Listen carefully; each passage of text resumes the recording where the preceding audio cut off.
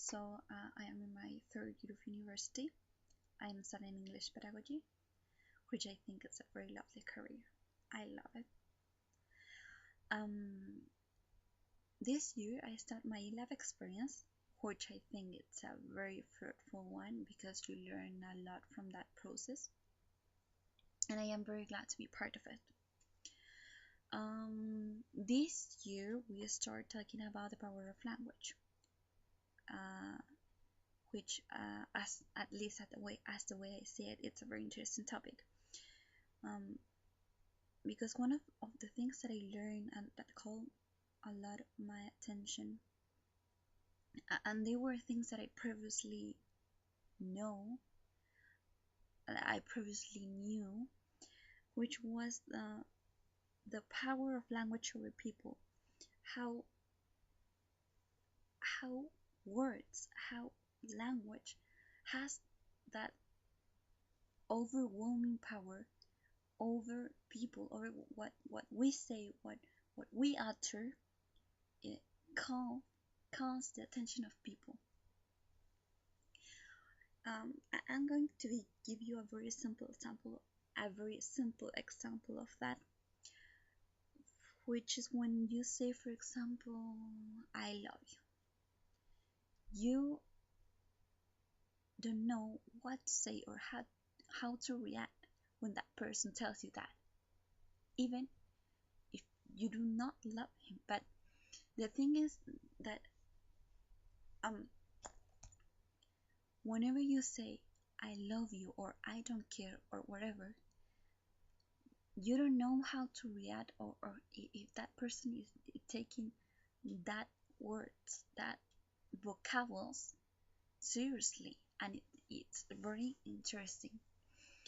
One item that also caught my attention was how the mass media have power to control the words that uh, they want us to believe. What I'm trying to say here is that um, mass media use words, use language to make people believe what they want us to believe. There is something which is called freedom of speech, and I believe that that freedom of speech isn't thoroughly uh, made in this country.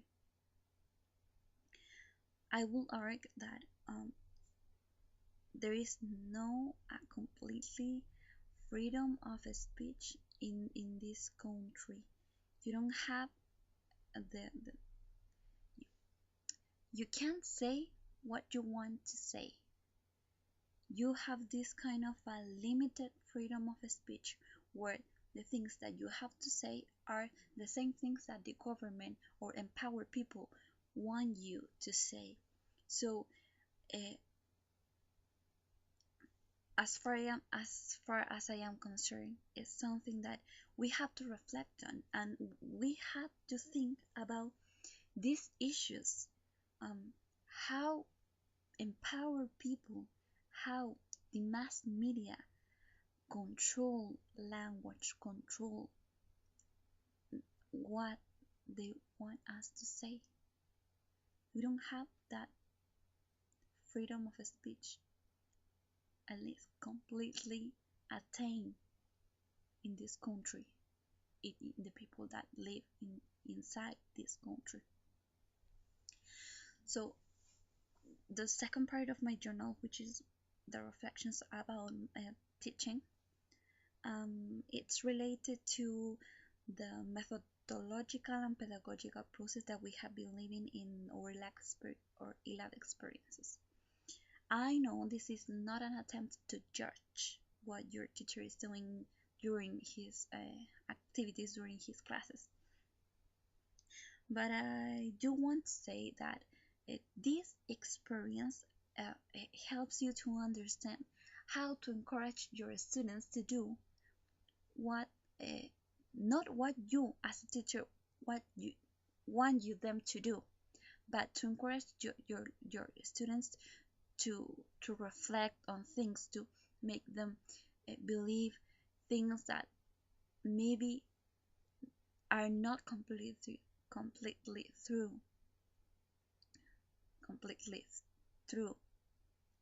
But the thing is that uh, you through this controlling idea, um, we as teachers have the power to empower our learners or students to encourage themselves to what they want to do and not what the government or what empowered people or even teachers want them to do. It's very important to to think about these things, to reflect on these exercises. So this is one of the methodologies that I will use at least for my future teaching.